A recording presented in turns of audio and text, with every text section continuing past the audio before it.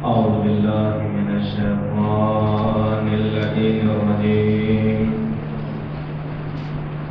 بسم الله الرحمن الرحيم. الحمد لله رب العالمين، والصلاة والسلام على سيدنا وشفيع ذنوبنا وطبيب نفوسنا وحبيب قلوبنا ومولانا ومولى الثقلين وجد الحسن والحسين أبي القاسم محمد اللهم صل على محمد وآل محمد وعلى آله الطيبين الطاهرين المعصومين المظلومين، ولعنة الله على أعدائهم أجمعين. أما بعد، فقد قال الله تبارك وتعالى في القرآن المجيد والفرقان الحميد. بسم الله الرحمن الرحيم. من المؤمنين رجال صدقوا ما عاهدوا الله عليه، ومنهم من قضى نحبه ومنهم من ينتظر وما بدلوا تبديلا. اللهم صل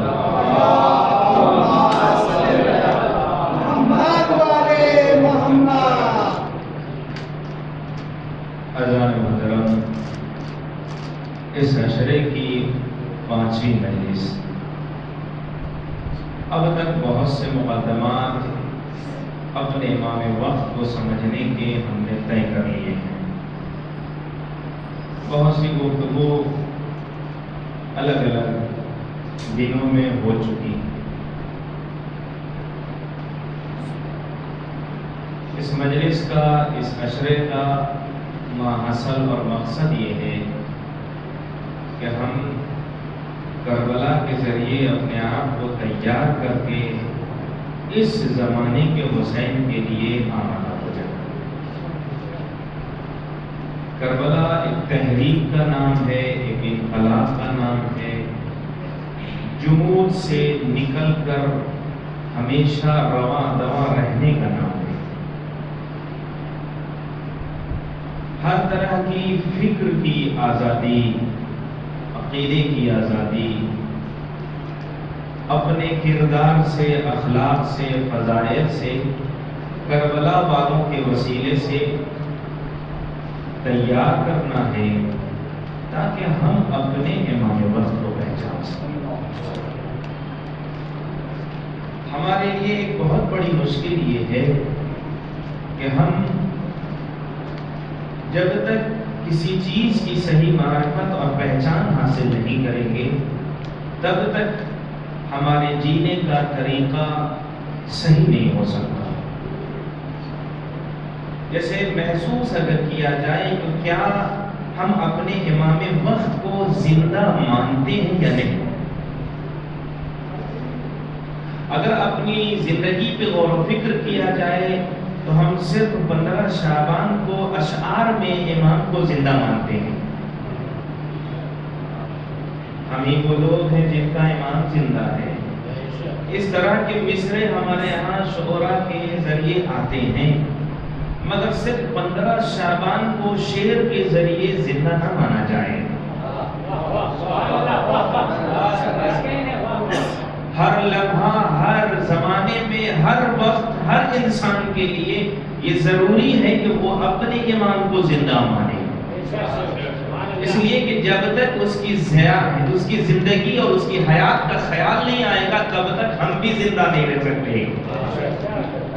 اس لیے کہ زندہ جب اس کی ہم پیروی کریں گے، اس کو مانیں گے، اس کی اطاعت کریں گے، تب وہ آیت کہیں صادق آئے گی کہ جو رسول بلا رہے تھے، یہ جو تمہیں بلا رہے ہیں یہ مردہ کرنے کے لیے نہیں بلکہ اذا دعاکم لما یحییکم، تمہیں حیات دینے کے لیے.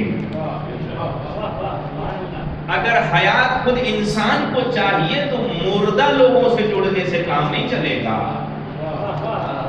اسے زندہ لوگوں سے جڑنا پڑے گا، اور ہم ان لوگوں میں ہمارا اگر پہلا امام بھی دنیا سے گیا ہے تو وہ شہید ہے، اور شہید کے لیے کھلا ہوا اعلان ہے کہ اسے مردہ نہ کہو، اسے مردہ نہ کہو، اسے زندہ کہو۔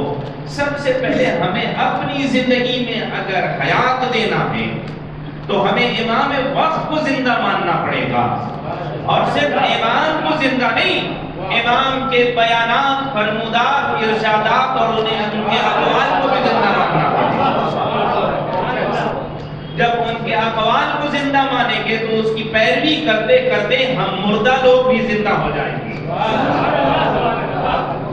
اب اگر ہمیں حیات چاہیے، زندگی چاہیے، تو ان کے بتائے ہوئے راستے پر عمل کرنے کی وجہ سے۔ اور آپ بڑی خوش نصیب افراد ہیں، آپ کی عزت اہل بیت اطہار نے بہت اچھے پیرائے میں رکھی ہے۔ وہ کیا ہے کہ دنیا والے کسی کو مانتے نہیں ہیں اس لیے مردہ ہیں۔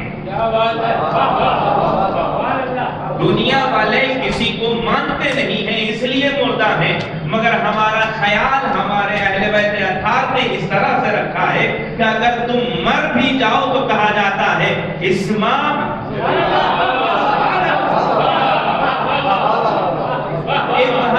سن اور سمجھ۔ جب ہمیں مر جانے کے بعد جسے زندگی میں کہا جاتا ہے یہ دنیا سے چلا گیا، یہ دنیا سے چلا گیا، اب آنکھیں کام نہیں کریں گی، اب زبان کام نہیں کرے گا، کان بند ہو گیا، یہ حرکات و سکنات انسان کے بدن کے اعضاء و جوارے یہ رک گئے۔ جب یہ کہا جاتا ہے تو وہاں پر اہل بیت ہم پر یہ کرم کرتے ہیں کہ دیکھو یہ ہمیں مانتے تھے اس لیے یہ سنتے بھی ہیں، سمجھتے بھی ہیں۔ یاد رکھیے گا یہ مجلسوں کا فائدہ ہے کہ جس سماج میں، جس زمانے میں کوئی کسی کو کچھ سنا نہیں سکتا، بتا نہیں سکتا، سمجھا نہیں سکتا، آج کسی سے بھی بڑے بڑے پیسے والے لوگوں کے یہاں اگر کبھی آپ چلے جائیے الٹے مشورہ نہیں دے سکتے،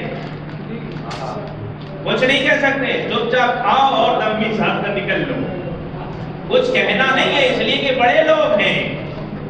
تو کوئی آج کے زمانے میں سننا نہیں چاہتا، سمجھنا نہیں چاہتا۔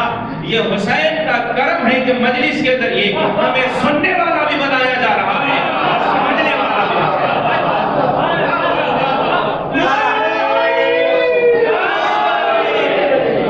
سننے والا بھی بنایا جا رہا ہے اور سمجھنے والا۔ یہ صرف ہم ہیں کہ سنتے ہیں، ہم سنتے ہیں۔ اللہ نے 2 کان دیے ہیں تو کچھ لوگوں کا فارمولا یہ ایک سے سنو نہیں، ہم جو سنیں گے دل تک اتاریں گے۔ اس لیے کہ سورہ ملک میں ارشاد ہوا کہ جہنم میں جانے والے کہیں گے کیا وجہ ہے تم جہنم میں گئے؟ قالوا لو كنا نسمع او نعقل، کاش ہم دنیا میں سمجھ لیتے اور سن لیتے۔ تو جہنم میں جانے کی وجہ یہ نکلی کہ یہ سمجھدار نہیں ہے اور سننے والے نہیں۔ تو ہمیں اگر جہنم سے بچانے کے لیے بہترین راستہ اہل بیت نے دیا ہے تو وہ ہے عزاداری، اور عزاداری ایسے بھی جہاں بھی مجلسیں ہوتی ہیں وہ جنت ہے، اور یہاں پر تصور جنت کا جہاں برائی نہ کی جائے، گناہ نہ کیا جائے۔ ایک صلوات پڑھیں محمد۔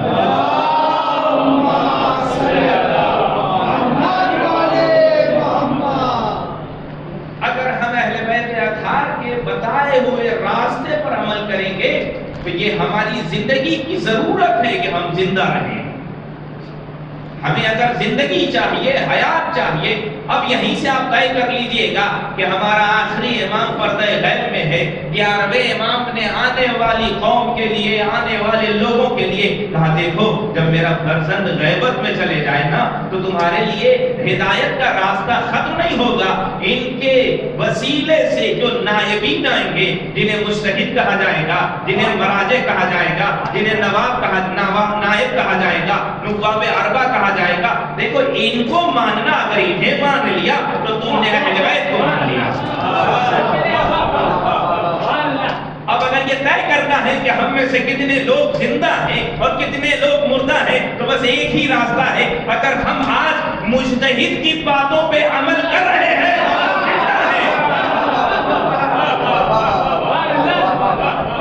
اور اگر مجتہد کی باتوں پہ عمل نہیں ہے تو آنکھیں تو دیکھ رہی ہیں، اور مولا کائنات کا جملہ ہے یہ چلتی پھرتی لاشیں ہیں۔ میں اس طرف بھی نہیں جانا چاہتا جو سورہ اعراف میں ارشاد ہوا ہے کہ یہ جو آنکھ رکھتے ہیں دیکھتے نہیں، کان رکھتے ہیں سنتے نہیں، دل رکھتے ہیں سمجھتے نہیں، یہ سب کیا ہے؟ اولئک کالانعام، یہ جانور ہیں۔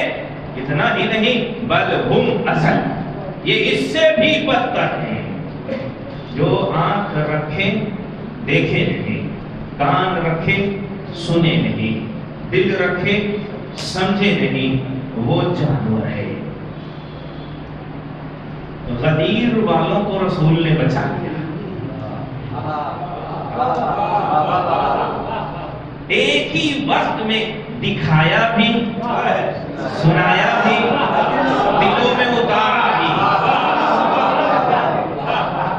اور غدیر کی پیروی کرتے کرتے آج اسی فرش حسین سے اس مجلس کے ذریعے بھی اسی چیز کو پیش کیا جا رہا ہے، دکھایا بھی جا رہا ہے، سنایا بھی جا رہا ہے، دلوں میں اتارا بھی جا رہا ہے، صرف اس لیے کہ تم جانور نہ رہو۔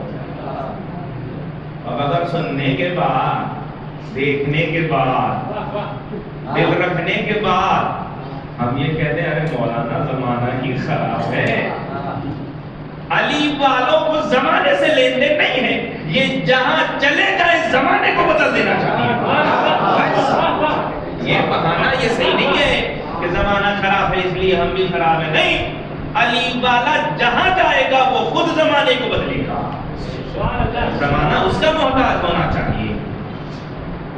اگر ہم اپنے امام وقت کو زندہ مانیں گے تو ہمارے اعمال میں خود زندگی آئے گی، پھر ایک لذت کے ساتھ ہم عمل کو انجام دیں گے، پھر ہمیں خواہش تمنا اور آرزو کے ساتھ خدا سے جڑیں گے۔ امام وقت کی لیے ایک مفہوم کو جو آج تک لوگوں نے پیش کیا ہے، آج اسی کے اوپر گفتگو ہے۔ امام کا ظہور ہوگا، کربلا سے ظہور کا بہت گہرا رشتہ ہے۔ کربلا سے ظہور کا، یہ جو ظہور کا زمانہ ہے نا، اس میں ہر انسان کو آئیڈیل چاہیے، اور ظہور کے لیے تیار ہونے کے لیے بہترین اگر کوئی نمونے کی جگہ ہے وہ کربلا ہے۔ اگر کربلا نہ ہوتی تو شاید ظہور کے لیے آمادہ ہونا آسان نہیں تھا۔ ہم نے کربلا میں بہت سے لوگوں کے واقعات سنے کہ کربلا میں مولا کے پاس بہت سے لوگ آئے ہیں، بہت سے لوگ مولا کو چھوڑ کے بھی گئے ہیں۔ انشاءاللہ ایک مکمل گفتگو یہ ہوگی کہ کون لوگ امام وقت کا ساتھ نہیں دے سکتے۔ اگر ہم اس زاویے کے ہیں، وہ اگر ہمارے اندر وہ چیزیں ہیں تو شاید ہم بھی انکار کر جائیں، اس لیے کہ تاریخ کا بعد میں تجزیہ کرنا آسان ہے۔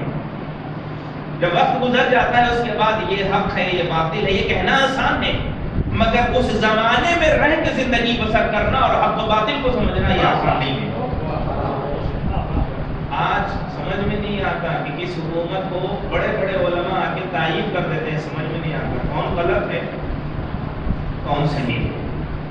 اب اس زمانے میں اگر حق و باطل کا معیار رکھا جائے تو بہت سے مسائل خراب ہو جائیں گے۔ اسی وجہ سے اب مولا عباس کی اہمیت بڑھ جاتی ہے کہ جس زمانے میں حق و باطل کو سمجھنا آسان نہیں تھا وہاں مولا عباس کے لیے ساری چیزیں فراہم تھیں،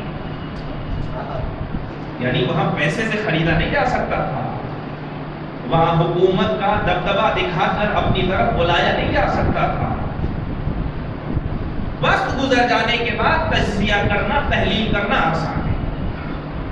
میں آج کی جو گفتگو کرنا چاہتا ہوں وہ یہ ہے کہ ظہور سے پہلے کا جو زمانہ ہوگا، ذرا اس کی عکاسی جو روایتوں میں آئی ہے وہ یہ ہے کہ لوگ اپنی مرضی سے قرآن کی تلاوت کریں گے، اپنی مرضی سے تفسیر بیان کریں گے، تفسیر میں رائے زیادہ ہو جائے گی، باطل ہونے پر لوگ فخر کریں گے، رشتہ داریاں دم توڑ دیں گی، ایک دوسرے کو دھوکہ دینا آسان سمجھا جائے گا، مومن ہونا عیب سمجھا جائے گا، برے لوگ فخر سے جئیں گے، اپنی برائی کا تذکرہ کر کے وہ کہیں گے کہ ہم سے اچھا کوئی نہیں ہے۔ اس طرح کا ماحول ہو جائے گا جب اس طرح کا ماحول کا اگر ہم تذکرہ کرتے ہیں تو جب ہم اپنے معاشرے میں دیکھتے ہیں تو لگتا ہے کہ وہی زمانہ ہے، وہی زمانہ محسوس ہوتا ہے۔ بھائی بھائی کا دشمن بن چکا ہے، کوئی کسی کا خیال نہیں۔ ماں باپ جن لوگوں نے بڑی محنت و مشقت سے پالا ہے، آج اولادیں انہیں ٹھوکر مار رہی ہیں، آج ان سے الگ ہو رہی ہیں، توہین کرتی ہیں، ان کو ذلیل و رسوا کر رہی ہیں۔ یعنی جس چیز کے ذریعے زندگی تھی اسی کو اب موت میں تبدیل کر دیا گیا ہے۔ لوگ اب برائی پہ ناز کر رہے ہیں، برائی اب الگ الگ مقام پر جہاں برائی کا تصور نہیں ہو سکتا ہے وہاں برائیاں آ گئی ہیں۔ خانہ کعبہ کے اندر شرابی لوگوں کی حکومت، بے ادب لوگ، چپل پہن کر اندر نماز پڑھنے والے لوگ، آج وہ خانہ کعبہ کے ٹھیکیدار بن گئے۔ رمضان کے مہینے میں جس نے علل اعلان جوئے میں اپنی بیوی کو ہارا، آج وہ مملکت اسلامی کا بڑا چہرہ ہے۔ یعنی آپ سمجھ رہے ہیں، ظالم حکومتوں کے خلاف 57 ملک سر جھکائے ہوئے ہیں۔ یہ جب برائیوں میں تبدیل ہو جائے، یہ ظہور سے نزدیک کا وقت ہے۔ مگر یاد رہے کہ جب ایسا وقت آ جائے گا تو مومن بھی ہوں گے، اچھے لوگ بھی ہوں گے، زمین اچھے لوگوں سے خالی نہیں رہے گی۔ ان کی وجہ سے یہ نیک لوگ ہوں گے جن کی وجہ سے سماج میں حیات، سماج میں زندگی ہوگی۔ اس زمانے میں ظہور کے وقت برائیوں میں سے یہ ہے، امر بالمعروف اور نہی عن المنکر اگر کیا جائے گا تو لوگ کہیں گے آپ سے اس سے کیا لین دین ہے۔ ذرا سا معاشرہ تھوڑا سا 20-25 سال کا فاصلہ ہوا ہے۔ جب ہم مکتب میں پڑھنے گئے تھے تو ہمارے ابا نے کہا تھا کہ ہڈی ہماری ہے اور چمڑا، ٹیچر سے کہا تھا، استاد سے، مگر اب تو ماشاءاللہ اگر کچھ استاد نے مار دیا تو پورا خاندان لڑنے کے لیے پہنچ گیا،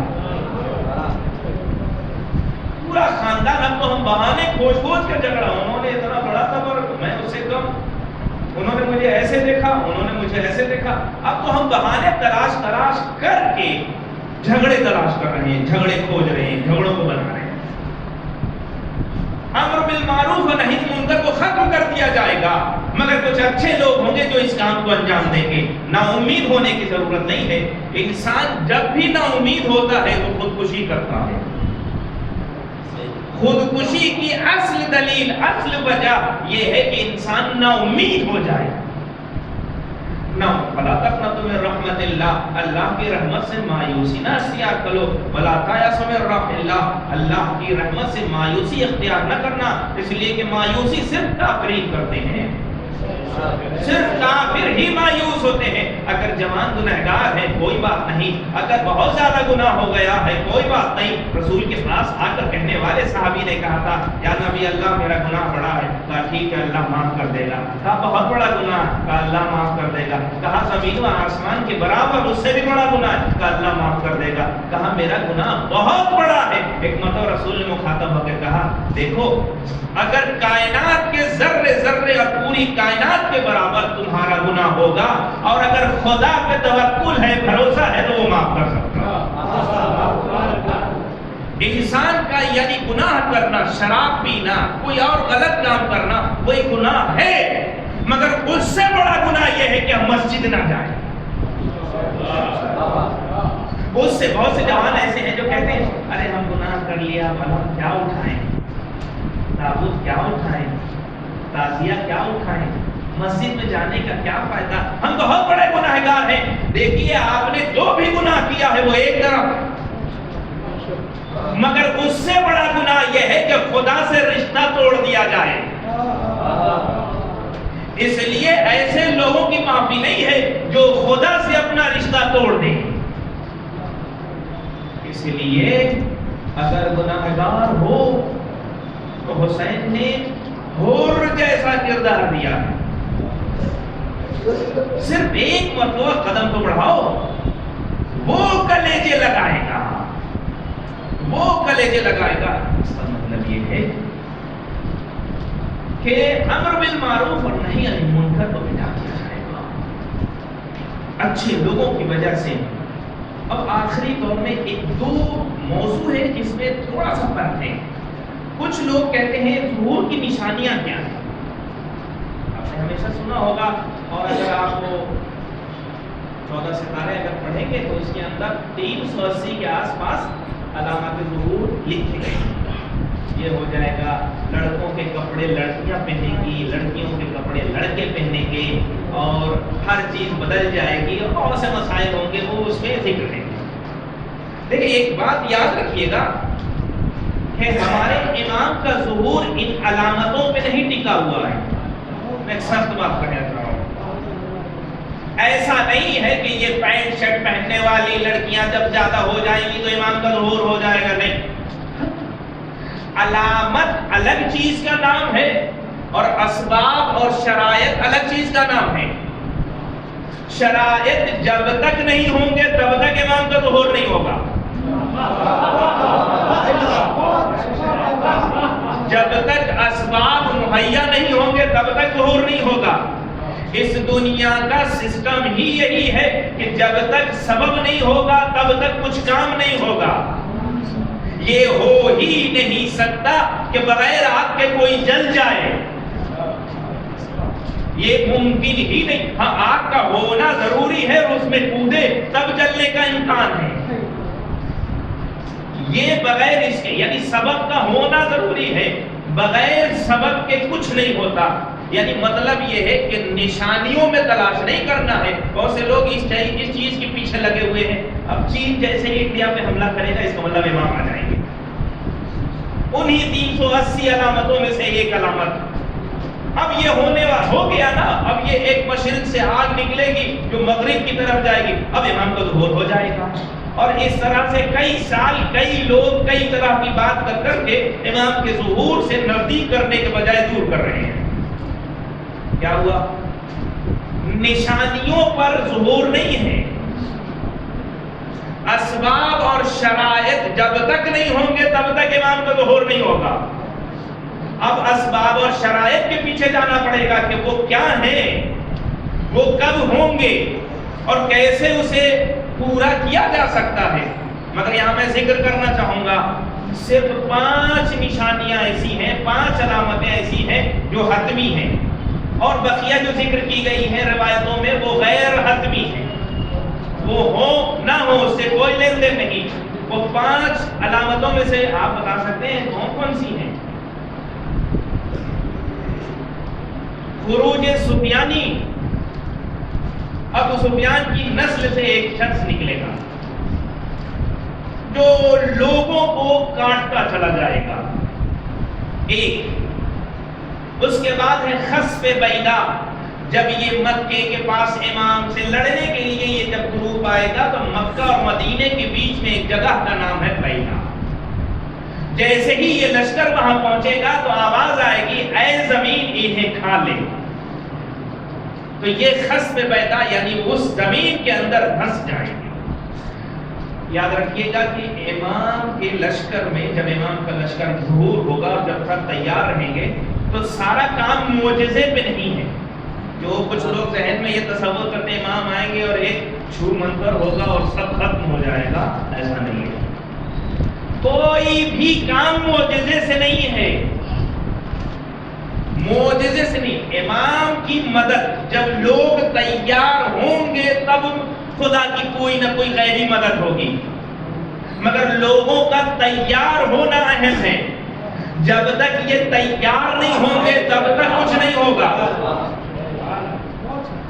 معجزے سے کچھ نہیں. اگر یہ ہے کہ آخری امام صرف ایک معجزے سے سارا کام کر دیں گے تو سب سے پہلا حق تو رسول کا بنتا ہے.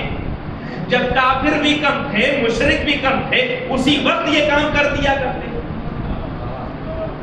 اگر اسی وقت یہ کام ہو جاتا تو آج اتنی مشکل نہ ہوتی. اس کا مطلب یہ ہے کہ رسول معجزات رکھتے تھے، چاہتے تو سب کو نابود کر دیتے، مگر نہیں. جنگ بدر میں 1000 کے مقابلے میں 313 کو تیار کیا. یہ لوگوں کو تیار کیا ہے رسول خدا نے. معجزے سے جنگ نہیں ہے. اور یاد رکھیے گا جنگ کبھی بھی اسلحوں سے نہیں جیتی جاتی بلکہ ارادوں سے جیتی جاتی ہے.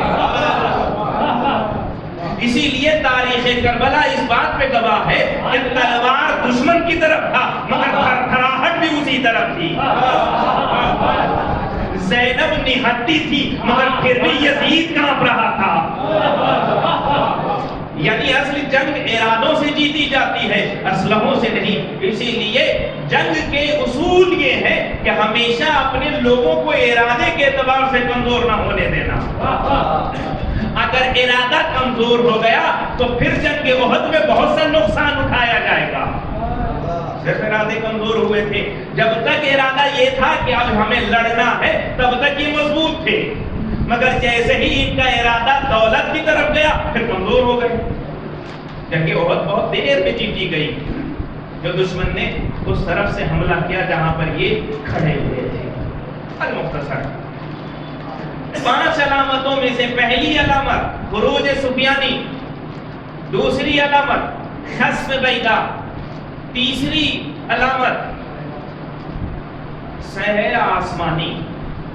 آسمان سے ایک آواز جو روایتوں نے ذکر کیا ہے کہ جبریل امام کے ظہور سے پہلے یہ پوری دنیا تک آواز دیں گے کہ فلاں شخص ظہور کر چکا ہے، تمہیں تیار ہونا ہے. سحر آسمانی. چوتھی چیز خروج یمانی.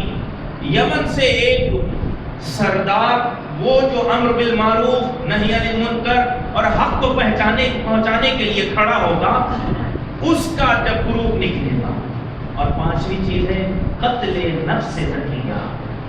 ایک مومن اور متدین شخص کو قتل کر دیا جائے گا.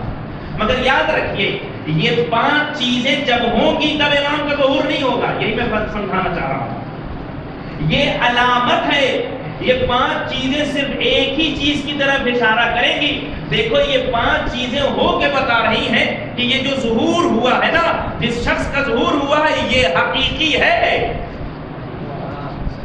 یعنی ایسا نہیں ہے کہ جب خروج سفیانی ہوگا تب امام کا ظہور ہوگا، جب خروج یمانی ہوگا تب امام کا ظہور ہوگا. نہیں، علامتیں اس بات کی گواہی دیں گی کہ دیکھو یہ جو آیا ہے نا یہ حقدار ہے اس کا. علامت کی بحث ہو گئی. آئیے اب اسباب پہ بات کرتے ہیں. کب امام کا ظہور ہوگا؟ ہم لوگ تو بہت ہوشیار ہیں، ڈال دیتے ہیں اللہ کے کاندھے پہ، خدا جب چاہے گا. کہتے ہیں نا اللہ جب چاہے گا. مگر اللہ نے اس دنیا کو ایسا رکھا ہے کہ بندے کی چاہت بہت اہم ہے. اس لیے شیعہ قوم کا امتیاز یہ ہے کہ یہ مختار ہے، مختار ہے. اس کے پاس وہ اختیار پایا جاتا ہے کہ ایک طرف سے خدا بھی ہے اور ایک طرف سے اس کا ارادہ بھی ہے. دونوں چیز جمع ہوتی ہے. تھوڑی سی بحث آج سنگین ہے، اس لیے ساتھ دیجیے گا. سلوات پڑھیں محمد.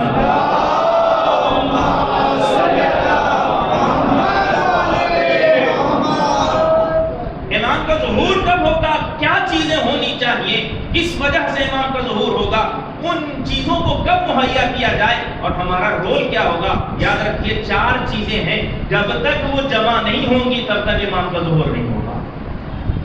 وہ 4 چیزیں ہیں کیا؟ اس میں سے پہلی چیز یہ ہے کہ امام ایک پوری دنیا پر، صرف ملاٹ کے لیے تو حکومت کرنے نہیں آئیں گے. صرف ملاٹ کی حکومت نہیں نا، پوری کائنات پر حکومت کرنے آئیں گے. سوال یہ ہے کہ ایک چھوٹی سی مسجد چلانے کے لیے قانون کی ضرورت ہوتی ہے، تو پوری کائنات کی حکومت کو چلانے کے لیے قانون کی ضرورت ہے، ایک منصوبے کی ضرورت ہے. میں نے عرض کیا تھا کہ رسول جب مدینے میں آئے تھے تو پری پلان آئے تھے، ہر چیز چن چن کے انہوں نے انجام دیا تھا. رسول کے 5 دشمن تھے، 5 سے کیسے رسول نے ان سے جنگ کیا یا انہیں خاموش کیا، یہ سب پلان تھا ان کا. منصوبہ ہونا چاہیے، ایک کتاب ہونی چاہیے، ایک دستور ہونا چاہیے جو کائنات کے ہر کام کو، ہر چیز کو بیان کرے. اب میں اتنا آپ کو ٹینشن میں نہیں رکھنا چاہتا ہوں، میں جواب دے دیتا ہوں. کوئی نئی کتاب لے کر نہیں آئیں گے. جس کتاب سے رسول خدا نے حکومت قائم کی تھی اسی کتاب سے حکومت کریں گے. اس کتاب کا نام کیا ہے؟ جی قرآن ایک عجیب، اس لیے آخری زمانے میں قرآن کی ہر آیت صرف وہ لکھی ہوئی نہیں رہے گی بلکہ وہ کردار میں نظر آئے گی، خود اس کا کردار ہر جگہ نظر آئے گا، وہ ہر آیتیں خود اپنے آپ کو ظاہر بھی کرے گی، لوگوں کو سمجھائیں گی بھی۔ قرآن ایک ایسی کتاب ہے کہ دنیا کے سارے انسانوں کو اگر صحیح طریقے سے ہدایت کے راستے پر لایا جا سکتا ہے تو صرف کتاب خدا ہے۔ اور اس کے علاوہ بھی جو کتابیں ہیں جو اللہ کی طرف سے آئیں وہ آج تحریف ہو چکی ہیں۔ یاد رکھیے ہمارے ہاں قرآن کے تحریف کے ہم قائل نہیں ہیں، ہم یہ نہیں کہتے کہ قرآن کا یہ لفظ غلط آ گیا، کچھ لاور لفظ تھا، نہیں، ہمارا یہ عقیدہ نہیں ہے، اس لیے کہ مولا کائنات نے کہا تھا جو دیا جا رہا ہے اسی پہ راضی رہو۔ تو پھر مشکل کیا ہے؟ ہم تحریف کے قائل کہاں؟ تحریف یعنی لفظ کو الٹ پھیر کر دینا، بدل دینا، چینج کر دینا، تحریف کا مطلب یہی ہے۔ مگر ہم کہاں کس چیز کے قائل ہیں؟ ہاں معنی میں ہم تحریف کے قائل ہیں، تفسیر میں، اس لیے کہ ہم نے دیکھا کہ چوروں کے حوالے سے بھی فضیلت والی حدیثیں روایت اور آیت کے ذہن میں ڈال دی گئی۔ ہم نے دیکھا کہ جن کا کردار کچھ بھی نہیں تھا انہیں لوگوں نے اپنی مرضی اور تفسیر بالرائے کے ذریعے انہیں بہت بڑا بہادر بنا دیا، انہیں بہت بڑا بہادر بنا دیا۔ یعنی ہم تحریف میں صرف اس بات کے قائل ہیں کہ ترجمے میں لوگ اپنی سوچ ڈال سکتے ہیں، تفسیر میں لوگ اپنے اعتبار سے تفسیر کر سکتے ہیں۔ منصوبے کے لیے بہترین چیز قرآن۔ دوسرا کام یہ ہے کہ اس حکومت جہانی کے لیے ایک لیڈر چاہیے، اور لیڈر انسان نہیں، انسانوں نے اب تک جہاں جہاں لیڈر کیا، یہ عام لوگ جو ہیں انہوں نے ظلم زیادہ کیا۔ اس کو چلانے کے لیے ایک امام کی ضرورت ہے، ایک الہی رہبر کی ضرورت ہے، وہ کوئی اور نہیں، ہمارا 12واں امام ہے۔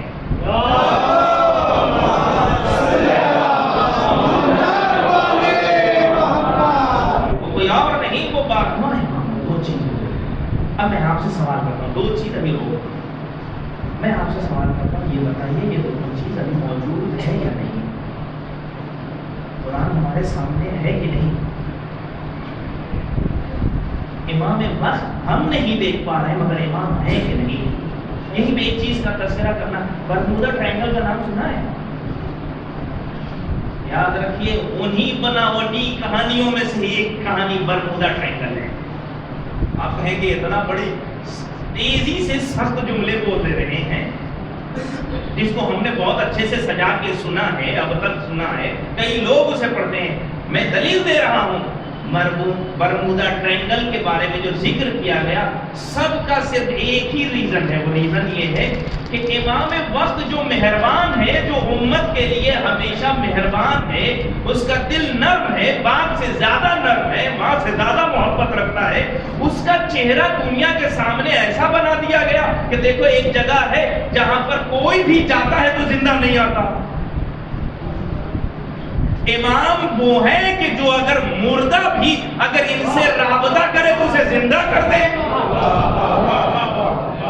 یہ کیوں کہا جا رہا ہے؟ اگر سورج کی روشنی ہر گھر میں پہنچ رہی ہے تو اسی طرح سے امام وقت ہر جگہ ہے، یہ صرف برمودا ٹرائنگل میں کیوں ہے؟ اس کا مطلب یہ ہے کہ یہ پری پلان دشمنوں نے کہانی بنائی جس میں یہ ثابت کیا کہ دیکھو ان کا جو امام ہے نا وہ کسی کو بھی چھوڑتا نہیں ہے، جو بھی جہاز گئی وہ واپس نہیں آئی، خود عجیب دنیا ہے، مارتے خود ہے اور الزام امام پہ لگاتے ہیں۔ آپ ان چیزوں پہ غور و فکر کریں۔ یہ پہلی بات یہ ہے کہ ہمارا امام اس طرح سے جیسے یہ لوگ پیش کرتے ہیں ویسا ہے، اس لیے یہ جو کتاب ہے نا برمودا ٹرائنگل کی کتاب، لکھنے والا بھی اتفاق سے پہلا ایرانی تھا اور اس کے بعد اس کتاب پہ بین لگا ہوا، مگر دشمن کے یہاں بہت تیزی سے بیچی جاتی ہے، اسے بہت زیادہ لوگ پرچار کرتے ہیں۔ یاد رکھیے اس میں ہمارے امام وقت کی توہین ہو رہی ہے. وہ مہربان ہے، کسی کے اندر اگر ہدایت کا امکان ہے تو اس کو راہ راست پر لاتا ہے، کسی پہ ظلم نہیں کرتا، کسی کو بے گناہ مارتا نہیں ہے. ان واقعات سے کیا ثابت کیا جا رہا ہے؟ امام ایسے ظالم ہیں. اللہ اکبر. انہی طرح جیسے میں نے کل عرض کیا کہ امام تلوار چلائیں گے، سب کو مارے گا، سب کو نہیں. امام مہربان ہے. امام کا کمال یہ ہے کہ اپنی امت سے ایک آدمی کو بھی بھٹکنے نہ دے.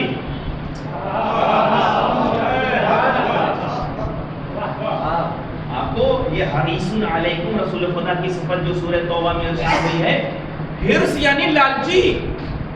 رسول خدا لالچی تھے. اگر ہمارے لیے کہا جائے تو یہ بہت برا عیب ہے، مگر رسول کے لیے عیب نہیں ہے. رسول کس چیز میں لالچ کرتے تھے؟ کس چیز میں حرص رکھتے تھے؟ رسول کی حرص اس بات میں تھی کہ میرا امتی ایک بھی بھٹکے نہیں. اس لیے رسول کو حریص کہا جا رہا ہے. آپ کیا سمجھتے ہیں مولائے کائنات کے ہاتھوں سے، میں نے عرض کیا تھا علی کی یہ جو جنگ ہے نا وہ صرف مجبوری کا نام ہے، شوق نہیں ہے. یہ امام وقت لوگوں کی ہدایت کے لیے ہے. آپ کو کیا لگتا ہے اگر ایک باپ کے 4 بچے ہیں اور 2 بھٹک جائیں، اسے چھوڑ دیں تو باپ اندر سے خوش ہوتا ہے؟ باپ کی پوری کوشش ہوتی ہے کہ یہ 4 بچے ہمارے ساتھ رہیں، 4 بچے میرے ساتھ رہیں. آپ بتائیں کیا خدا یہ سوچتا ہے کہ ہم نے جسے پیدا کیا، ہمارے ہاں لوگ غلط چیزوں کو پیش کر رہے ہیں کہ بس جنت میں یہی جو 2-4 جو 10-15 کروڑ جو شیعہ ہیں بس یہی جائیں گے؟ ہاں، اللہ کی کیا نیت یہ ہے کہ میں نے جہنم اس لیے پیدا کیا ہے کہ میں 98% لوگوں کو جہنمی دیکھنا چاہتا ہوں. جب ایک باپ اپنے 4 بچوں میں 2 کو بھٹکتے ہوئے نہیں دیکھنا چاہتا،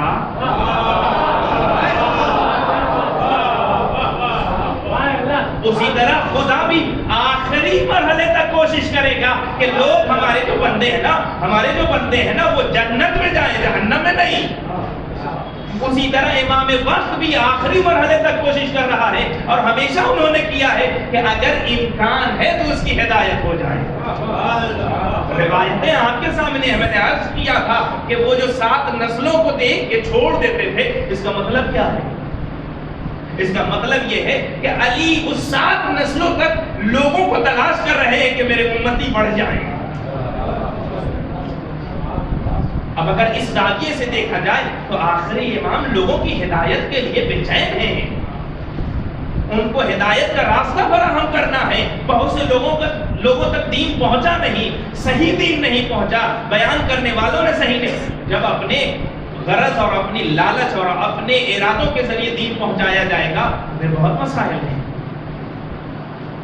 2 چیز، ایک قانون کی کتاب ہونی چاہیے اور ایک امام. اب تیسرا مرحلہ یہاں اب دل تھام کے رکھیے گا.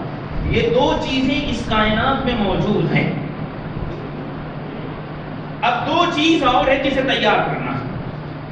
یہ 2 چیز یا امام اس وقت ظہور کریں گے جب ان کے ناصر و مددگار تیار ہو جائیں. اب یہاں ہماری باری آتی ہے. ناصر و مددگار. اب آپ دیکھیے رسول جب تک ان کے اچھے ساتھی تیار نہیں ہوئے تو رسول مکے میں زندگی خاموشی کی زندگی گزار رہے ہیں. مگر جب مدینے میں افراد تیار ہو گئے ہیں، حکومت تیار ہو گئی ہے، تو اب یہ اسلام اور یہ رسول کا پہنچایا ہوا دین اب یہ ڈرنے والا نہیں ہے بلکہ اب جنگیں بھی ہیں. تو اس کا مطلب یہ ہے کہ امام کو اکیلے فتح نہیں کرنا ہے. امام کا کام ہی یہ ہے کہ امت تیار ہو جائے. ناصر و مددگار جس دن تیار ہوں گے. پہلے امام سے لوگوں نے کیا کہا؟ مولا آپ کیوں نہیں ایسا 25 سال خاموش ہے، کچھ کیجیے. جاؤ سب بال منڈوا کے آنا کر. ایک بھی نہیں آیا. پھر مولا نے ایک شکوہ کیا، کہا ہے وہ جو دشمن ہے نا اس کا اگر مجھے 1 مل جائے تو میں اپنا 20 دے دوں گا. معلوم ہے کیوں؟ اس لیے کہ وہ اپنے حاکم اور ولی کے لیے مستحکم اور محکم ہے، مگر میرے پاس لوگ عقیدے کے اعتبار سے بہت مضبوط نہیں ہیں۔ امام حسن علیہ السلام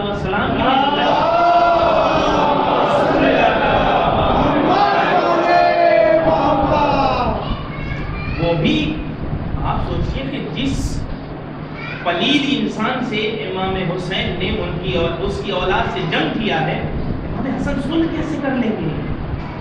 لوگ ساتھ نہیں دے رہے تھے، لوگوں کے تاریخ نے جملے لکھے ہیں، جنگ کرتے کرتے ہم تھک گئے ہیں مولا، کب تک جنگ کریں گے؟ لوگوں نے مسلح امام حسن کے نیچے سے کھینچ لیا، دشمن نے صرف درہم و دینار دے کر بہت سے لوگوں کو اپنی طرف کر لیا۔ آج بھی دیکھیے سماج میں بہت سے لوگ جو بہت اچھے ہوتے ہیں نا، انہیں خریدنے کا ایک ہی راستہ ہے، بس کھلا دو چپ ہو جائیں گے۔ جہاں کھلایا اس کے بعد اب وہ کبھی نہیں بولے گا۔ منصور دوانقی کا وہ واقعہ مشہور ہے۔ اس زمانے کا ایک عالم ہے جو ایک دم مضبوط اور منصور دوانقی کے خلاف بولتا۔ حاکم نے کہا کہ تم میرے یہاں نوکری کر دو، کہا یہ ہو نہیں سکتا، اس لیے کہ میں نوکری کروں گا تو پھر میں تمہاری گانے لگوں گا۔ کہا اچھا ایک کام کرو، تم میرے بچے کو پڑھا دو۔ کہا یہ بھی نہیں ہو سکتا، اس لیے کہ اگر میں تمہارے بچے کو پڑھاؤں گا تو کہیں نہ کہیں تم اپنا ہی کام کر دو گے۔ تیسرا راستہ معلوم اس نے کیا کہا تھا؟ ایک کام کرو، اب اس نے سختی سے کہا دیکھو تمہارے پاس 3 کام، اس میں سے ایک کو چنو، نہیں تو اب سمجھ لینا۔ ایک کام یہ ہے یا تو میرے بچوں کو پڑھاؤ، ایک کام یہ ہے یا میرے یہاں نوکری کرو، اور ایک کام یہ ہے یا میری دعوت کو قبول کر لو۔ اس نے سوچا چلو ٹھیک ہے، کہاں ڈیلی پڑھانے کا جھنجھٹ تو کہاں ڈیلی نوکری، پڑھا بس ایک وقت کا نوالا کھا لیں۔ اللہ اکبر۔ اب جو گیا ہے اس نے کہا کہ ایسا کھانا بناؤ کہ یہ دیکھتا رہ جائے۔ اب جو کھایا ہے اور پیٹ میں یہ جو پڑا ہے نا جیسے دانا، اس کے بعد کچھ ہی دیر کے بعد یہ کہتا ہے کھانا اتنا لذیذ ہے کہ اب میں تمہارے یہاں نوکری بھی کر سکتا ہوں اور تیرے بچے کو پڑھا بھی سکتا ہوں۔ کسی کو بھی اگر اپنی طرف کرنا ہے نا تو یہ بہت اچھی چیز ہے۔ حرام ایک مرتبہ اپنا اثر دکھا دیتا ہے۔ حرام اور معلوم ہے نا، امام نے فرمایا تھا یہ میری زبان نہ سننے کی وجہ کیا ہے؟ قد ملئت بطونکم من مال الحرام، ان کے پیٹ مال حرام سے بھر گئے ہیں، اس لیے حسین کی باتوں کو سمجھ نہیں پا رہے ہیں۔ اللہ کا شکر ہے کہ اللہ نے یزید کے لشکر سے حور کو بھیج کے بتایا دیکھو حسین کی زبان میں کمی نہیں ہے، لوگوں کے ظرف میں کمی ہے۔ یہ حور کہا نا، اس بات کی دلیل تھی کہ حسین کی زبان پاکیزہ، ناصر و مددگار چاہیے۔ اللہ اکبر۔ اب یہ کام ہمارا ہے۔ تیسرے امام کو ناصر و مددگار بہت کم تعداد میں ملے تو دیکھیے کربلا آئے۔ جب ہم کبھی بھی کربلا کی بات کرتے ہیں تو لگتا ہے انسانیت اس پہ فخر کر رہی ہے۔ کربلا جب بھی ذکر کرتے ہیں تو اندر سے دل چوڑا ہو جاتا ہے۔ کتنے لوگ، بہت کم لوگوں نے کربلا کو ہمارے سامنے پیش کیا۔ اور یاد رکھیے 7ویں امام کا زمانہ یہ بتاتا ہے کہ 1 لاکھ کے آس پاس شیعہ تھے 7ویں امام۔ مگر آپ کبھی سوچئے کہ روایت یہ بتاتی ہے کہ 21 سال مولا قید خانے میں ہے، مگر ایک بھی احتجاج نہیں ہو رہا کہ امام کو نکالا جائے۔ مثلا امام کے لیے کوئی طرف نہیں۔ 8ویں امام کا زمانہ، 9ویں امام کا زمانہ، 11ویں امام کا زمانہ، آخری امام کے لیے بھی دیکھیے سب سے بڑی مشکل ہے۔ ہم یہ سمجھتے ہیں کہ ہم اپنا بھی کام امام کو سونپ دیں، مولا آپ آئیے گا تو ہمارا بھی کام کر دیجیے گا۔ نہیں، ہمیں خود تیار ہونا ہے تاکہ خود امام ہمارے ذریعے کچھ کام کر سکیں۔ جب تک ہم تیار نہیں، اچھا بتائیے اگر امام آ جائیں اور جب ہم تیار نہیں ہیں، اور صرف تیار نہیں، امام اگر کام بھی کرنا چاہیں تو ہم اس کام کو کرنے بھی نہیں دیں گے، اس لیے کہ ہم ذہنی اعتبار سے تیار نہیں ہیں۔ آپ اس کو اس طرح سے سمجھیے کہ ہر آدمی اچھا کام نہیں کرتا، ہر آدمی اچھا کام نہیں کرتا، مگر جو اچھا کرتا ہے اسے پھر اچھا کرنے بھی نہیں دیا جاتا، اسے اچھا کرنے بھی نہیں دیا جاتا۔ کیوں؟ اس کے پیچھے کیا جو اصل وجہ ہے وہ یہ ہے کہ جب ہم خود برے ہیں اور یہ کام کر نہیں سکتے ہیں تو دوسرے کا نام کیوں ہو، دوسرا یہ کام کیوں کرے؟ اس لیے یہ سب سے بڑا حربہ استعمال کیا جاتا ہے دشمن کی طرف سے۔ ناصر و مددگار چاہیے، مگر اللہ کی طرف سے قرآن بھی ہے، امام بھی ہے، اور ہم انتظار کریں امام آئیے تو آپ دنیا کو صاف کیجیے گا، امام آئیے تو آپ یہ کیجیے گا۔ ہم کب کہیں گے مولا ہم تیار ہیں، آئیے ہم آپ کے ساتھ قدم بہ قدم ملا کے چلیں گے، مولا آئیے اب ہم آپ کے ساتھ تیار ہو چکے ہیں۔ جب تک ہم تیار نہیں ہوں گے، یاد رکھیے گا، جب تک ہم تیار نہیں ہوں گے تب تک امام کا ظہور۔ اب دیکھ لیجئے کہ ہم کتنی جلدی تیار ہو جاتے ہیں یا کتنا دیر میں تیار ہوں گے۔ یہ جو میں حقیقت والی باتیں کر رہا ہوں، امام سے اکیلے آ کے نہیں، امت، اسے انشاءاللہ ذکر کروں گا 313 سے مراد کیا ہے، 313 میں ہمارا شمار ہوگا یا نہیں ہوگا۔ تین چیز ہو گئی، اور چوتھی چیز یہ ہے کہ صرف نماز میں یہ نہ کہا جائے کہ مولا ہم تیار ہیں، ہم آئیے آپ کے ناصر بننا چاہتے ہیں، نہیں، سوتے ہوئے کو بھی اٹھا کے کہا جائے چلو امام نے بلایا ہے، تو وہ پھر یہ نہ کہیں کہ ہمیں کام ہے، صابن میرا چھوٹ گیا ہے۔ میں واقعے کی طرف نہیں جا رہا ہوں، اس صابن والے واقعے کو یاد رکھیے گا جسے نصرت بخاری نے بہت زیادہ پڑھا ہے، آپ نے سنا بھی ہوگا۔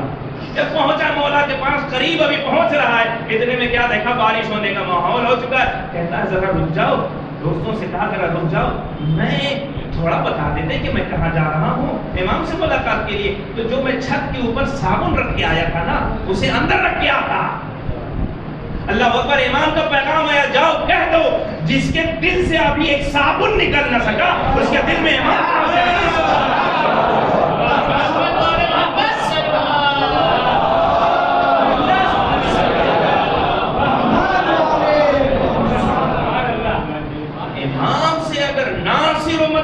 چاہیے، اور صرف ایک ٹائم نہیں، ہمیشہ تیار۔ یہ دو چیز جس دن ہمارے لیے تیار ہو جائے نا، ہم ناصر بن جائیں اور ہمیشہ تیار رہیں۔ لشکر میں جانے کی تمنا ہے نا، ہم بہت اچھے مصرے پڑھتے ہیں کہ ہمیں امام کے لشکر کا سپاہی بناتے۔ کب؟ جب سپاہی کیا ایسے ہی کسی بھی اگر دنیا کی کسی جگہ پہ فوج میں جانا ہوتا ہے تو جوتے بھی اچھے چاہیے، صحت بھی اچھی چاہیے، بیمار نہیں ہونا چاہیے، طاقتور ہونا چاہیے، لمبا ہونا چاہیے۔ جب اتنا دیکھا جاتا ہے تو پھر امام کے لشکر میں جانے کے لیے ہم نے کتنی تیاری کی۔ امام کے لشکر میں جانے والوں کی صفات یہ نہیں ہے کہ صرف صبح کی نماز پڑھتے، نہیں، نماز شب پڑھتے ہیں، باوضو ہوتے ہیں، باوضو ہوتے ہیں۔ اب تو ہمارا معاشرہ ماشاءاللہ اتنا ترقی کر گیا ہے کہ صبح کی نماز کو وہ اب اہمیت نہیں دیتا، اب وہ سوتا رہتا ہے، اور جب اٹھتا ہے تب یاد آتا ہے کہ ہاں امام کے ساتھ جانا ہے۔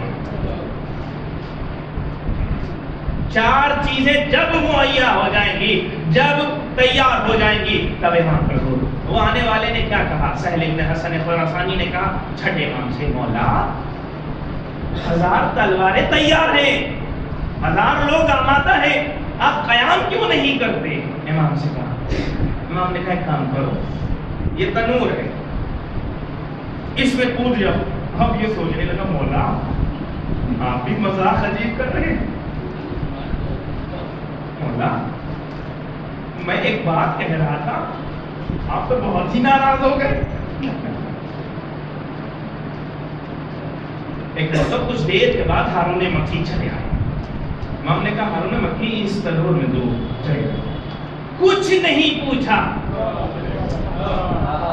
ہارون مکی تنور میں، اب ادھر بے چینی ہے، مولا پتہ نہیں چل گیا ہوگا، پتہ نہیں اس کا راکھ بن گیا ہوگا، اندر اندر بے چین۔ مولا ایک دم آرام سے کہہ رہے ہیں اچھا یہ بتاؤ خراسان کے حالات کیسے ہیں، اور ایک ایک چیز کو امام بتا رہے ہیں ایسا کہ جیسے وہیں کے رہنے والے ہیں۔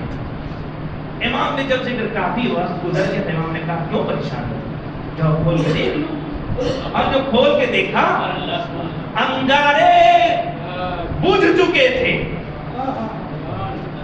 اور وہ چین سے وہاں بیٹھ کے قرآن پڑھ رہے ہیں. امام نے ایک مرتبہ مخاطب ہوتے کہا تم کہہ رہے ہو قیام کیوں نہیں کرتے؟ اچھا بتاؤ یہ ہارون مکی کی طرح کتنے لوگ ہیں ہمارے درمیان؟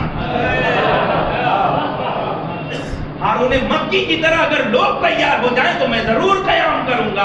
اللہ اکبر. امام نے یہ بتایا کہ دیکھو، اور یہیں پہ یہ طے بھی کر دیا کہ دیکھو اگر امام وقت کی آواز پہ لبیک کہو گے تو جو چیز جلاتی ہے وہ جلا بھی نہیں سکتی.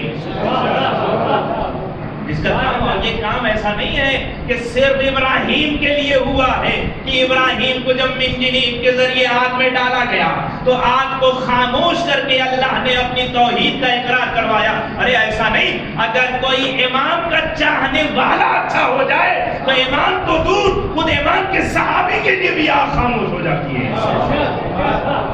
امام کے صحابی کے لیے بھی آگ خاموش ہو جاتی ہے. اب ہمیں اس چیز پہ زور دینا پڑے گا کہ وہ چار چیزیں کب ہم تیار کریں ہیں.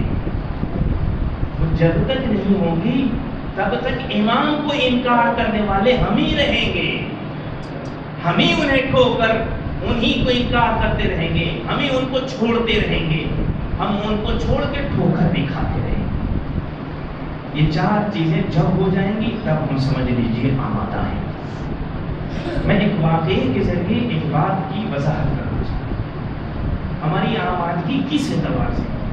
انشاءاللہ ملاقات کے اوپر بھی گفتگو ہوگی کہ امام سے ملاقات ممکن ہے یا نہیں، ملاقات ہو سکتی ہے یا نہیں، کون لوگ ملاقات کرتے ہیں اور کیسے واقعات صحیح ہیں یا غلط، سب چیزوں پہ گفتگو ہوگی.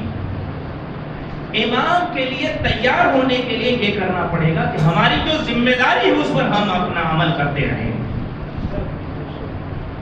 اگر ہم یہ آمادہ ہو گئے، تیار ہو گئے، قرآن والے ہو گئے، امام کو ماننے والے ہو گئے تو کسی کے لیے امام کا ظہور ہو یا نہ ہو ہمارے لیے ضرور ہو جائے گا.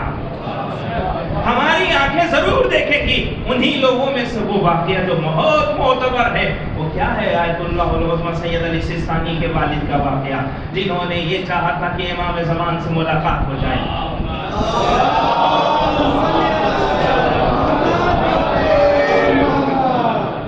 ملاقات کے لیے اعمال انجام دیے.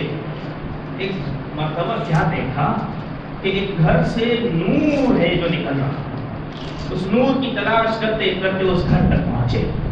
جب گھر تک پہنچے تو کیا دیکھا ہے؟ ایک کمرے میں نورانی شخصیت. اور اندر پہنچے ایک مرتبہ امام نے کہا، امام وقت تھے، امام نے کہا تم کیوں اتنا پریشان ہو کر اس مسجد اس مسجد میں عمل کر رہے ہو؟ اس عورت کی طرح بن جاؤ، میں خود ملنے آؤں گا. امام نے پوچھا آخر اس عورت نے کیا کیا ہے؟ کہا یہ وہ عورت ہے کہ رضا شاہ پہلوی کے زمانے میں جب شاہ نے یہ شرط لگائی تھی کہ 8ویں امام کی زری کی زیارت وہی عورت کرے گی جو پہلے بے پردہ ہو. شرط یہ تھی کہ زری کی زیارت وہی کرے گا کہ جو بے پردہ ہو. یہ وہ عورت ہے کہ 7 سال سے اس نے اپنے قدم کو گھر سے باہر نہیں نکالا، اس لیے کہ زیارت مستحب ہے، پردہ واجب ہے. زیارت مستحب ہے، پردہ واجب ہے. اس لیے اس عورت کا کردار اتنا اچھا ہے جس کی بنیاد پر میں آیا ہوں. اب اگر یہ کردار ہو جائے تو پھر معاملات ہی الگ ہیں. ہمیں صرف اپنے کردار میں اچھا ہونا ہے. اگر ہمارے اخلاق اور کردار میں اگر بدلاؤ آ جائے تو خود امام آئیں گے. اس لیے کہ امام ایک باپ اپنے نالائق بیٹے سے بھی پریشان رہتا ہے مل جائے.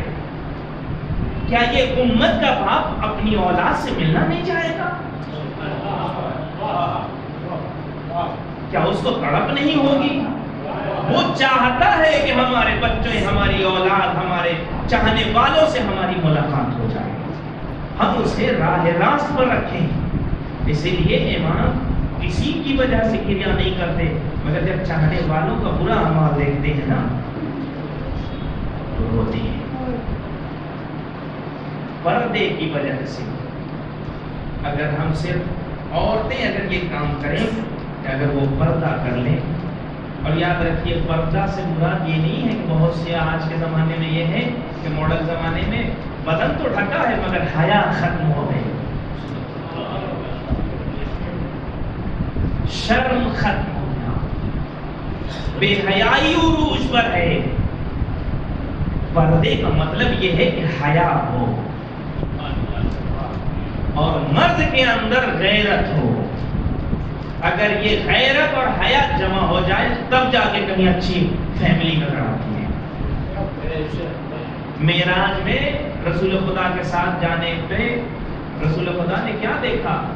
مرد بھی جلائے جا رہے ہیں، عورتیں بھی۔ پوچھا کیا ہے؟ کہ یہ وہ عورتیں ہیں جو دنیا میں بے پردہ رہتی تھی۔ کہا مرد کیوں جلائے جا رہے ہیں؟ یہ مرد وہی ہیں کہ جو صرف جا کے کہتے تھے کہ کھانا ایسا چاہیے، نمک کم ہے اور ایسا ہے ویسا ہے، مگر کبھی اس کے بے پردہ ہونے پہ ناراض نہیں رہتے تھے۔ یہ اس لیے جلائے جائیں گے۔ پردے کا اگر خیال آ جائے تو مسائل حل ہو جائیں۔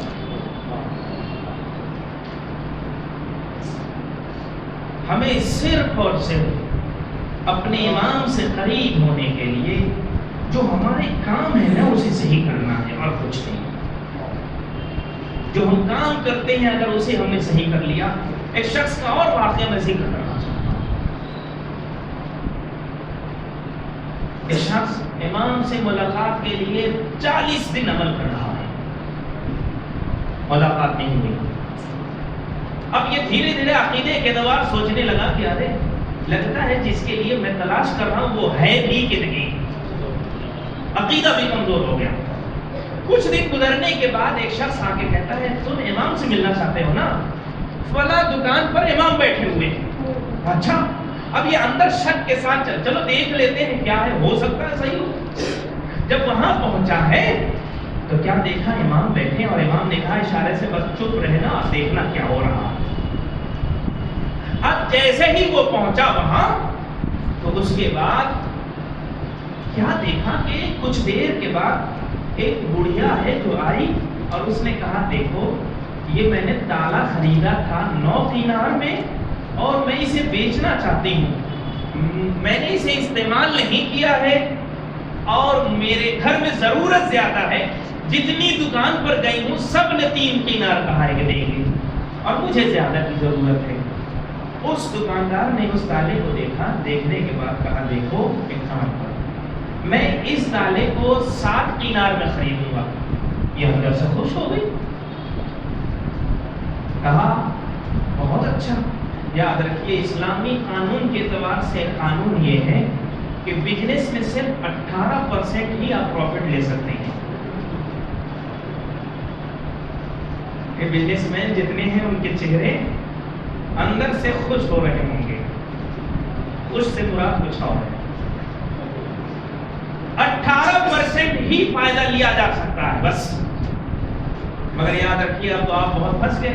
بہت سے لوگ کئی گنا لے لیتے ہیں، اس کو حل کر دیتا ہے۔ عرف میں، مارکیٹ میں، لوگوں میں جو ریٹ چل رہا ہے اس سے اوپر نہ لیا جائے۔ اس لیے کہ بہت سی چیزیں ایسی ہیں کہ جب اس کو بنایا جاتا ہے تو وہ 5 روپے کی رہتی ہیں، اس کے بیچ میں پھر دلال کھاتے ہیں، پھر ڈاکٹر کھاتے ہیں، پھر اوپر دکاندار کھاتا ہے، پھر وہ آخر میں یہاں سے چھپتا ہی ہے پہلے ہی سے 100 روپیہ۔ تو یہ کئی گنا ہو گیا نا، یہ کئی گنا ہو گیا۔ مگر یہ جو بازار ہے نا، اس بازار میں جو عرف ریٹ ہے، جو لوگ عام ریٹ سمجھ رہے ہیں اس سے زیادہ نہ ہو،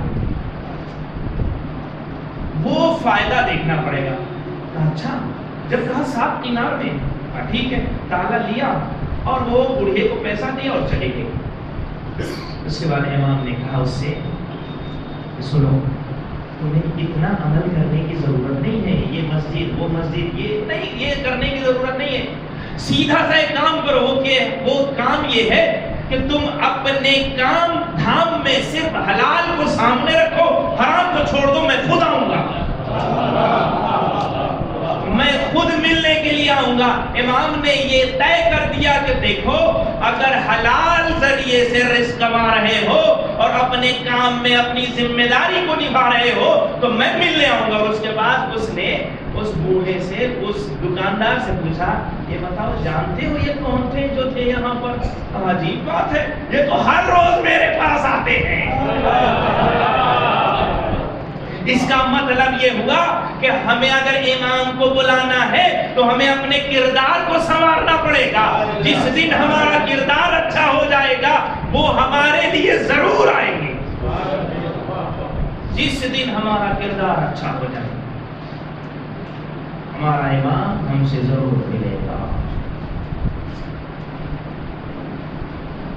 ایمان کی اگر معرفت ہو جائے تو پھر موت بھی اچھی لگتی ہے, پھر سختیاں بھی اچھی لگتی ہیں,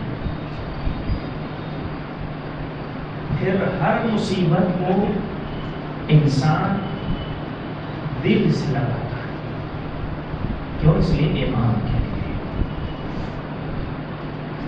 پھر جب امام وقت کی معرفت حاصل ہو جاتی ہے تو اس وقت امام پہ قربان صرف خود کو نہیں اپنی نسلوں کو کر دیا جاتا ہے, اپنی اولادوں کو بھی کر دیا جاتا ہے. انہی میں سے ایک کردار زینب کا کردار ہے. زینب جب یہ قافلہ مکہ پہنچا ہے نا تو عبداللہ آئے, کہتے ہیں زینب میں بیماری کی وجہ سے کربلا نہیں جا پا. جب حسین پر وقت پڑے تو ایک بیٹے کو میری طرف سے اور ایک بیٹے کو اپنی طرف سے قربان کر دینا. اللہ اکبر. یہ جذبہ چاہیے نصرت امام کا, یہ جذبہ چاہیے ناصروں کا کہ جب اگر ہم خود نہ جا سکے تو کم سے کم اپنی اولاد کی تربیت ایسی کر دے کہ وہ امام وقت کے کام آ جائے. مگر زینب بھی عجیب ماں ہے. تاریخ نے جو لکھا ہے بہت کم مائیں ملیں گی جو زینب کی طرح ہو. اللہ اکبر.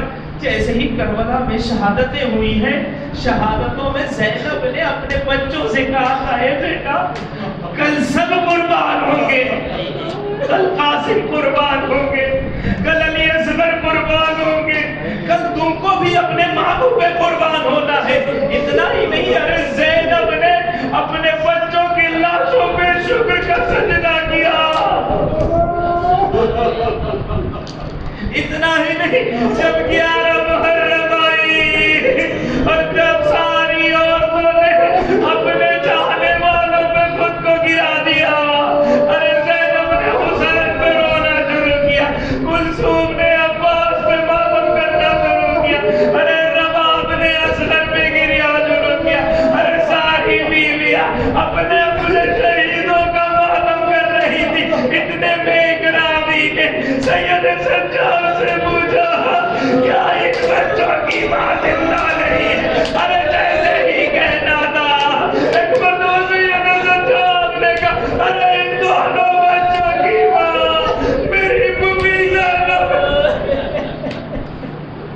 ادرکم اللہ, خدا کسی کو میں نہ سوائے میں حسین کے آزادہ رہا. ارے جب شام میں زینب نے مجلس کی ہے, جب تبرکات لائے گئے, ارے جب ایک چادر آئی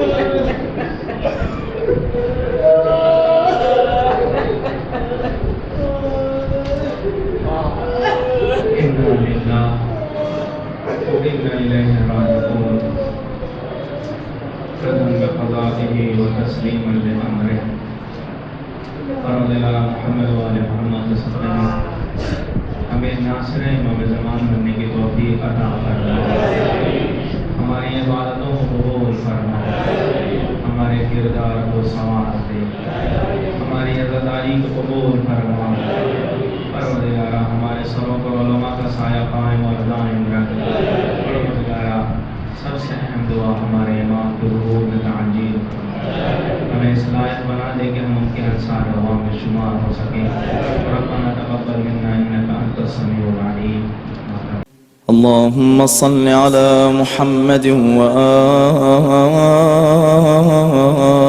محمد